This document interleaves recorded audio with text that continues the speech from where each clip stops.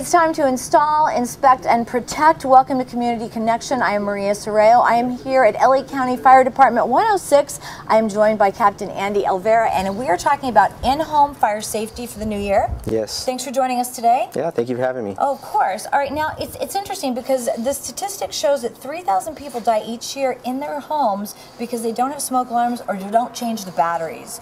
So they have no warning that there's a fire happening in the house. So let's first talk about smoke alarms because people forget they don't have the 9-volt batteries. How often should they be changed? Well, we try to get everybody to change them every time the time changes. Okay, you know, it's just a good reminder, a good time of the year to actually do that. Okay. We do suggest, though, you actually test them regularly. I mean, it's good for the kids to know what they sound like. Right. It's good to know that they're actually functioning, and you can do it with a broomstick. Okay. You can take a broomstick, there's a little red button on the smoke detectors, and you can just depress that button, and it'll sound off, and you know it's actually working. Because a lot of people wait until they hear that chirping sound on the smoke alarm. Right. That annoys you, and you don't have the battery, so what happens? You just unhook it. They take it out. Yeah. That's the worst thing. Exactly. We've gone into homes and many times and hear those little chirping, and we tell them about it. And ironically, sometimes we go back to those homes and you still hear it. Yeah. So you want to really be you know, aware, and you want to take care of that. You don't want to wait until it's too late. Right. And if it stops chirping, then that means it's not working anymore. Yeah, exactly. Now we're going to talk about also an in-home plan, an escape plan, also if there's a fire in your house. But let's look at the diagram right here of the house and talk about where the smoke alarm should be placed, because I think it's really important and people don't realize it. So we're going to let you be the drawer here. Okay. Where the smoke alarm should go. Well, this is just a standard home. It's pretty basic, but what we would want to do is you'd want to install your detectors near the doorway, up in the top. So I'd want to somewhere there if this were my home. Also somewhere, like I said, in the opening, because what's going to happen if that door's closed and the smoke's coming in, even if the door's open, it's coming in from the hallway, it's going to get to those areas first. Okay.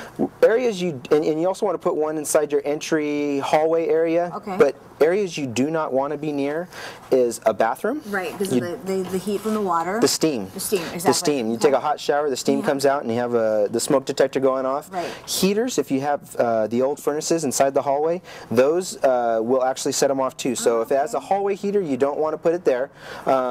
And kitchens, bad. And that would be because somebody like me who maybe burns toast or something, and then the alarm goes off. You don't want to scare kids into thinking that it's a false alarm. So that, and more so, is you don't want to create complacency. Right. You don't want the kids to think every time that smoke detector is going off, it's dad in there making something to eat.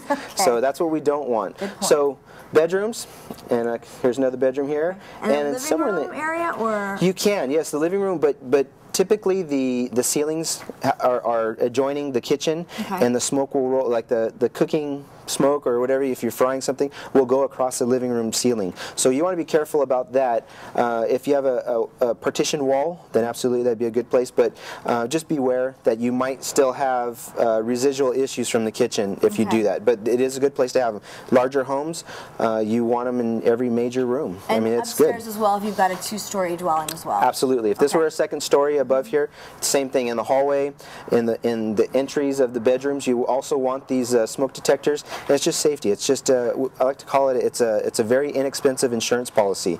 So you never want to use it, but when you do, you want it to be there and you want it to be functioning. Now I have a question for you. Are they easy to install, or does someone have to do that for you? They're extremely easy to install. They're two finished screws in a set. They're very easy to install. They have instructions inside of the package. It's a 9-volt battery. There's many different type. I can't recommend one to the other. I don't. You know, they all do their job. But you have some that have carbon monoxide detectors as well in there.